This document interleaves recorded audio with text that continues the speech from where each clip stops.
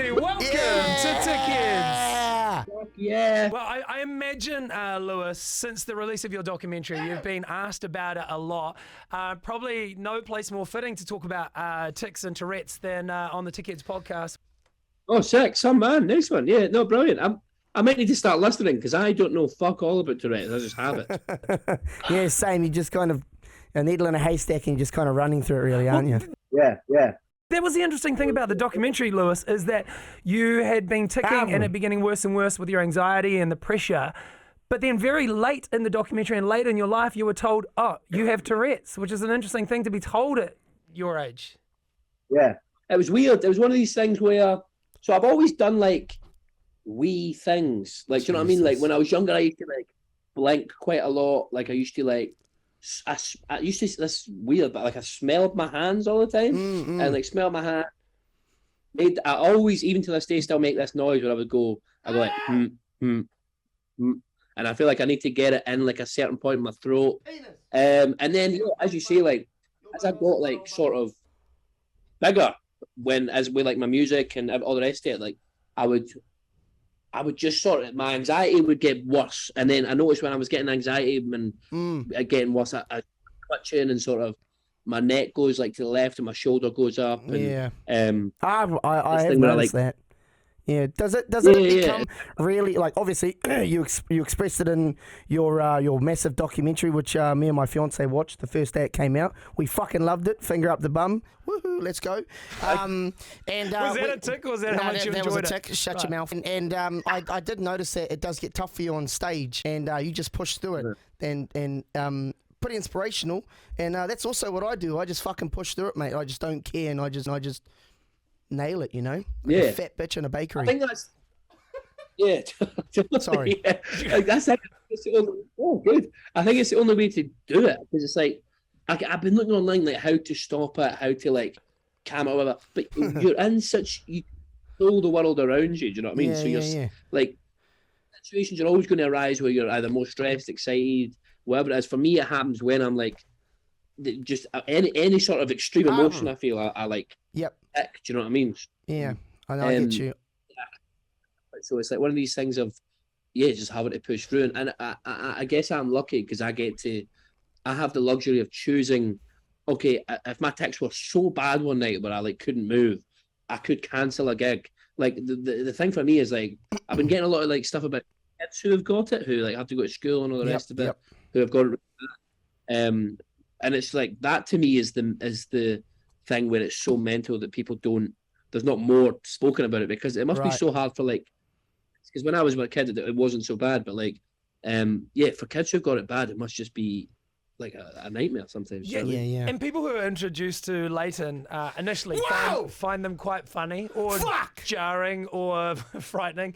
But a lot of the time there is that humour involved. But there is a side of it that is definitely not funny at all. And I've seen Leighton have tic attacks that were very similar to what I saw in your documentary, where it becomes debilitating and it's like painful and it's sore and you just want it to go away. And I was like, wow, this is crazy, the similarities that I'm seeing where you're in so much pain and you feel like to cancel a show, like you said, Lewis, you're letting so many people down, so you feel like you can't, and then you feel trapped, and that causes more anxiety which causes you to tic more. For me, it's like, I don't know if it's the same with you, Leighton, but it's funny we're having this conversation. This is class, by the way. I'm really enjoying actually just talking about this with someone else who's got it. I think it's like I had one in Chicago. I played a show in Chicago a few weeks ago, and my tics got so bad on stage that I couldn't finish the set. I had to like leave before fucking I played Someone You Loved. You know what I mean?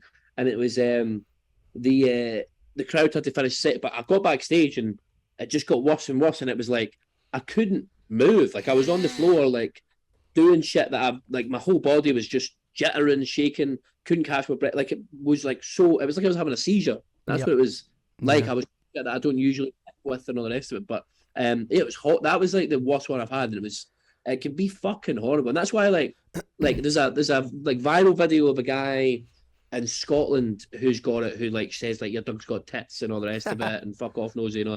These are like really like viral clips, and before I knew I had Tourette's, I would look like, oh, this looks like hilarious. This doesn't seem like it would be a thing hanging on. And then obviously just now learning about it more and experiencing it, and it's fucking, it can be a fucking nightmare. Like, do you know what I mean? It's not like. Yeah, I can only imagine, mate. I got a question for you though. It's a really good one. I saw that you went to no, seriously. I saw that you went to the Tourette's Association of the UK, and you got a little watch that shocks you. How does that affect your, or how does that help you in your day-to-day life? And do you still use it? Because I'd love to fucking give it a go, eh? Yeah, man. You should definitely get in touch with them as well if you're ever. If you're ever in the UK, obviously. Yeah, they were so open with just like come down and try it. So it's not like a fucking widely used thing yet. It's like they're still in trials or whatever. But yeah, it's like an Apple Watch sort of size. They want it to be available in pharmacies and all that. But you put it on and, like you say, it gives you this like this wee fucking like shock. And it's no fucking like a joke, but it's just like a wee tapping on your wrist almost. That kind of like, you know, like you've both got tattoos. Yeah. Do you know how like when a tattoo needs, it's kind of like that. Do you know what I mean? And for me, when I was wearing it, because you're focused on that or you're like whatever, you're just not ticking as much. Yeah, I think that's what it's supposed to do, eh? Yeah, it was fucking right. But the only thing I found, I took it off just before I went on stage, and then it was like, oh fuck, I'm quite like a hypochondriac and like an overthinker, so I was like, oh no, I've not got this on now. I'm fucked. I think like that as well. But I think if they get it to be like a sort of approved and thing, it's going to help so many fucking people. It was unreal, but you should definitely get in touch. Yeah, because I mean, if you're rich and famous, I imagine you get all the things before everybody else. So they'll be like, Lewis, look, they're trialing this thing. We can get it to you first. So I mean, you'll know if anything's working, and you can just pass it on. Yeah, no, totally. And it was like one of these things that I guess it was what's good. The expression that we have in Scotland is what's good for the goose is good for the gander. So it's like they were able. It brings a bit of publicity to them. And for me, it's just I get like a bit of rest to try this thing. But honestly, you should fucking reach out, or I'll try and get you their email. But they've been brilliant, honestly. Really. Yeah, you could definitely do with wearing that watch through the airport or something. Oh fuck, or even through the office here. Jesus, there are some danger places you can go with Leighton, as you can imagine, with some of the things he yells out in airports and children's playgrounds and stuff. Yeah. What's your most common one, do you think? Say that again, sorry? What's your most like common tic? What's my most common tic? It's either telling my beautiful fiance to sit on my face or yelling bomb at our poor Arab whānau, our Arab family in airports, or yelling absolutely out the gate stuff, obscene stuff, racial stuff at our beautiful coloured people, which I hate. But that's kind of what it is at the moment, how bad it's been. Yeah. You keep a lanyard saying like I have an invisible disability, or do you just shut like, up, you potato. No, I've got the sorry, I was thinking of Irish people. I apologise. I have one of the fucking the lanyards, but those are so new in New Zealand, bro. They're quite unspoken of. They're real hard to get a hold of here. And I'm not trying to throw a bit of shade, but it's really hard to get support here from certain associations with Tourette's. Like the Tourette's Association, I just feel in New Zealand don't have enough backing for them to help support the nation. So it's really hard to get that sort of support here. That's because people think it's this sort of funny thing. People don't realise how serious it can be that they find it hard to get back. And so I can completely believe that. And it's the same, mate. I think it's the same everywhere. I think people just don't, as you say, it's such a, like when I first got told I had it, I don't know, like about you, I was like, all right, so what do we do to like stop it or whatever? And they're like, you can do like therapies and stuff, but really there's not like a that you do and helps. And I'm like, what the fuck? That's mental. Yeah. I mean, that's far to like you say, oh, it's not funny, and there are definitely those moments and examples that Leighton just gave that definitely are not funny. But then it's like you've also built up a really huge following on social media through some of the funnier sides of it. Like if you would never give this guy an egg.